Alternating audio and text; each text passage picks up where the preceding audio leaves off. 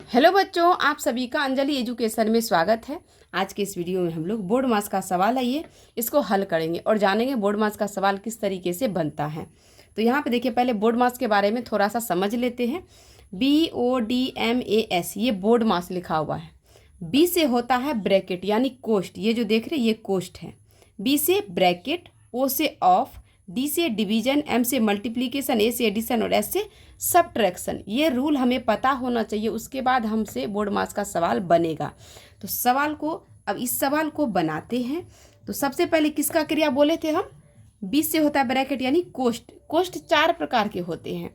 तो अब सबसे पहले 20 से ब्रैकेट होगा तो हम कोष्ठ का क्रिया करेंगे। इस सवाल में देखिए कितना कोष्ठ है, एक यहाँ पर है, एक यहाँ पर है, एक यहाँ पे, 3 बार कोष्ठ है। तो सबसे पहले कोष्ठ के अंदर जो क्रिया होगा उसको करेंगे। तो यहाँ पे बराबर का चिन्ह देंगे और बनाना शुरू करेंगे। कोष्ठ के अंदर है 15 गुना 3, तो जब गुना करेंगे हम इस दोनों में तो ये कोष्ठ हमारा खत्म हो जाएगा। तो 15 को 3 से गुना करेंगे तो कितना हो जाएगा? 15 तिया 45। तो यहाँ पे हम लिखेंगे 45। यह भाग का चिन्ह है तो ये यहाँ पे उठ के आ जाएगा, इसे कुछ नहीं करेंगे। अब फिर इसका क्रिया, इस सभी कोष्ठ का क्रिया एक ही साथ कर लेंगे। अब यहाँ पे देखिए क्या है, 3 गुना 3, 3 को 3 से गुना करेंगे तो 3 तिहाई कितना हो जाएगा? 9। अब यह भी कोष्ठ हमारा खत्म हो गया। अब कोष्ठ के बाद क्या था? घटाओ, तो यहाँ पे देंगे घटाओ 2, यहाँ पे लिखेंगे 2, फिर क्या है? जोड़, फिर क्या है? 6, फिर गुना। अब फिर इसके बाद क्या है? यहाँ 6 में से 4 घटाएंगे, यह भी कोष्ठ खत्म हो जाएगा। तो कितना बचेगा? 6 में 4 घटाएंगे तो 2। अब यहाँ पर देखिए, जब हम कोष्ठ का क्रिया कर लिए, अब हमें किसका क्रिया करना है? ओ से ऑफ का, यहाँ पे का तो नहीं है तो इसको छोड़ देंगे। डी से डिवीजन यानी भाग, तो अब इसमें सबसे पहले भाग का क्रिया होगा। फिर यहाँ पर हम इस तरह से बराबर देंगे और 45 में 9 से भाग देंगे। तो 9 पचे कितना हो जाएगा? 45। तो 5 बार में भाग लग गया। अब यहाँ पे क्या करेंगे? 5 आया, इसको 9 से भाग दिए 45 में तो 5 आया। फिर घटाव का चिन्ह है तो घटाव का चिन्ह देंगे। फिर क्या करेंगे? यह 2 इस तरह से उतार देंगे यहाँ पे। फिर प्लस, फिर क्या है? 6 गुना 2।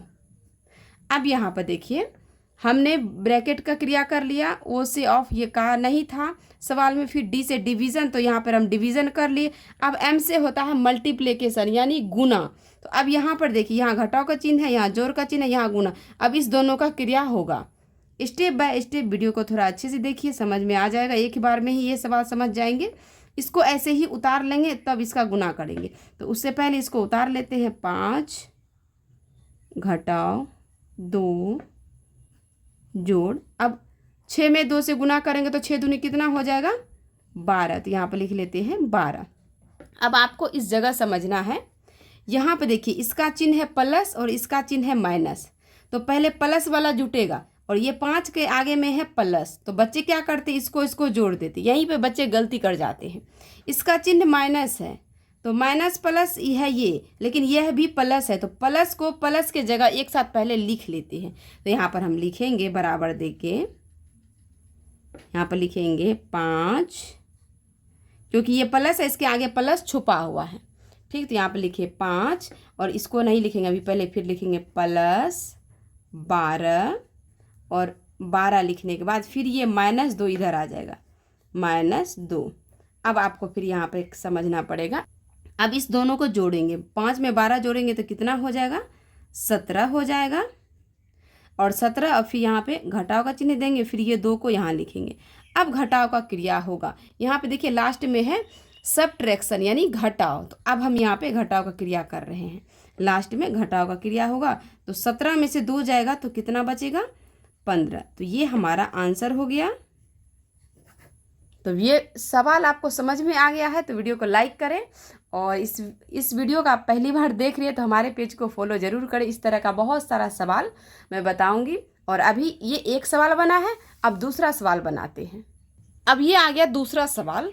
अब दूसरे सवाल को भी बिल्कुल उसी तरीके से बनाएंगे। तो सबसे पहले क्या करेंगे? इसमें कोष्ठ का क्रिया करेंगे। तो उससे पहले हम इसको उतार देंगे।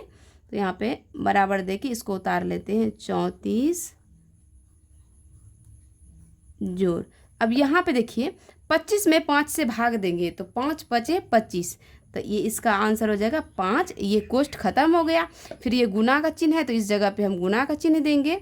अब यहाँ पर देखिए, यहाँ 5 में से 3 को घटाएंगे तो ये भी कोष्ठ खत्म हो जाएगा। तो 5 में से 3 घटा तो कितना बच गया?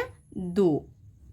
अब यहाँ पर देखिए, यहाँ जोड़ है, यहाँ गुना है। तो सबसे पहले क्या करेंगे, अब इसके बाद हमें गुना का क्रिया करना पड़ेगा। इसको ऐसे ही उतार लेंगे। 34 जोड़, अब 5 में 2 से गुना करेंगे तो 5 दूनी कितना हो जाएगा? 10। अब यहाँ पे देखिए जोड़ करेंगे हम। 0 और 4 को जोड़े तो 4 हुआ और 3 1 4, यानी कि इसका आंसर हो गया 44।